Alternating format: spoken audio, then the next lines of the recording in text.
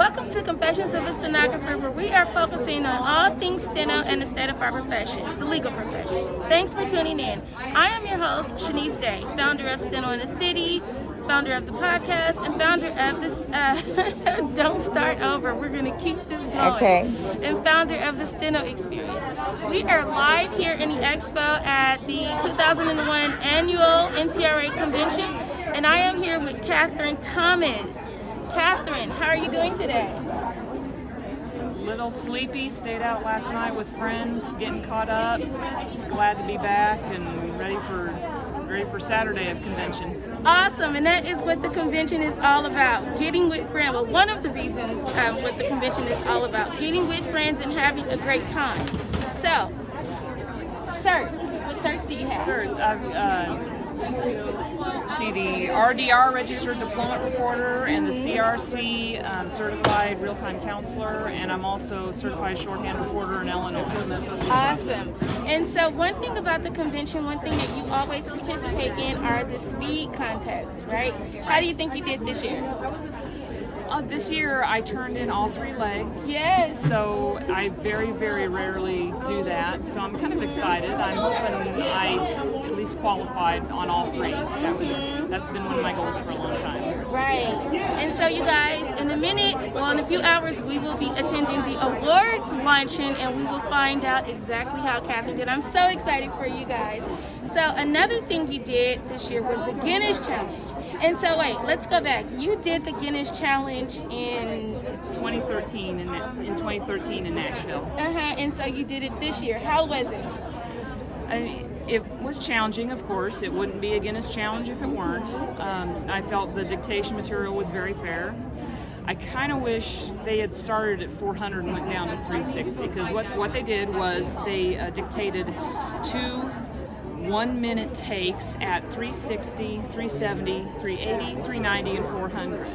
And then after it was all done, we picked the one that we thought was the best and transcribed that portion. We each had our own individual grader, so all the papers can get graded quickly as possible, so we would know as soon as possible how it went. So just being in that moment, I know you did a great job. Just that whole experience. Is it about the experience? It really is. I don't think any of us felt like we had to beat the other person. My goal is just always to do the best I can do, because I can't control how good the other person is. Right. I can only control how good I do. And the past couple weeks, I've been practicing like 370 Q&A. I didn't do much intense practicing before that because my work schedule's been overloaded and I've been writing 5 or 6 hours a day and my hands are messed up. And I know all the officials hearing this are thinking I'm a silly for 5 or 6 hours a day, but I want to get better, but not at the expense of my hands. Right. And so if you can just educate us. So since Mark's record, Mark Kislingberry, his record, he is the champ at 360 words per minute. His record has not been broken. What's next? So will you guys do this again next year, or like when will this happen again? Like when can we, like what's next? I don't know if they're going to have it again. Hopefully they'll let us know more than a couple months ahead of time. Right. So is it NCRA or is it basically NCRA bringing the Guinness people here to do it, or like how? Because we want it to happen again, right? We want it to happen again. So how does that work? I'm not sure exactly how that works out. I think they had NCRA sets it up, but Guinness also has some protocols that they need to follow. Okay. So I'm not entirely sure how that works out. Right. I think it's just my anxiety of not wanting to have to wait years for it to happen. So tell us, why do you love court reporting and captioning? Yeah, I love the little machine. It's fun. It's like a game every day, trying to get a little bit better and just constantly get better. You know, in a sense, I never stopped school because I might have reached 225, but then it's a matter of just continuously, day to day, trying to get better and working on your writing. Right. So for those, and I know during the pandemic, a lot of colleagues, they have wanted to switch over from freelance officialship and come over to CART and captioning, do you have any words of advice for those that are scared to dip into that side? Don't be scared. It's rewarding and it's fun, and I've gotten to sit in on so many classes that, you know, I've got educated outside of court reporting because I get to sit in on so many classes. I've got to do so many jobs outside of the norm. With the pandemic, a lot of places started having events fully remote that you couldn't do if we were all on site, because if you have an on-site event, you have to hire speakers, and then you have to pay for their plane tickets and pay for their hotel rooms. But for example, I did a webcast of a college that had an evening Zoom meeting with Tan France from Queer Eye, and they needed a captioner for that.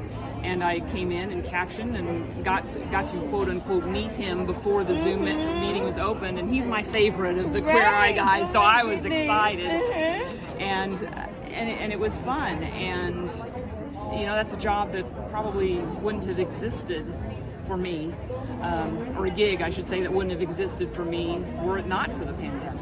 Right, yes. How long have you been reporting? I started in 1998 as a freelance reporter, and then about 2009 I started wanting to explore CART and captioning, and made the full transition by 2011. 2011 was the last time I did anything, any legal reporting. Right, so you're comfortable with the captioning world, right? Very much. Awesome, that is good. So do you have any words of advice for any students, new professionals that are just coming into this profession? Welcome, welcome. This is an incredible bunch of reporters. We've all been there. And you know, your first year will involve a lot of learning experiences. Just be open to feedback, be open to the lessons you're going to learn, and be a sponge and soak up the information, and come to the on-site events that you can, whether national or your state association. And if I may give a plug for Illinois Court Reporters Association is coming up October 15, whatever that weekend is around there, might be the 15th in Oak Park, Illinois, maybe. I'm not sure exactly where we're having it. I need to look that up, but it's one of the suburbs of Chicago, and we'd love to have anybody there who would like to come. Go to ilcra.org or just Google Illinois Court Reporters Association. Right. I don't have my URLs in my head right now. Right. And last question. Yes. While we're on the topic of association membership, how important is national and your national and state association? Would you encourage people to become members? Because we have a lot that are not members, and they feel like, you know, it doesn't do anything. All I do is get in a magazine. So would you encourage membership? Absolutely. Excuse me. Full disclosure, I'm the immediate past president of the Illinois Court Reporters Association, so of course I'm going to say, excuse me, come join us. State membership will get you a more closer circle of colleagues, but it's also, you will get to know the local issues more specific to your state, and you'll get to know people, network with firm and agency owners in your state. National, of course, has a lot more resources than states do, and you get a bigger picture of the thing, and you meet even more people. And you know, state, I know in Illinois our main focus definitely is lobbying, making sure that we're perfecting our profession, and when you're a member, you become part of that strength when we all stand together. And of course the same when you're national membership. So, and we're a very, if I can put this right, when we do our day-to-day work, we're usually the only person in the room or even the building that does what we do.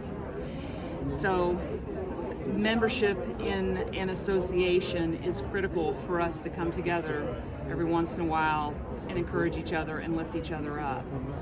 So yes, I Right. believe in membership. Yes, exactly. Yeah. Yes. Well, Catherine, I want to thank you. We have one more day. Are you going to the gala?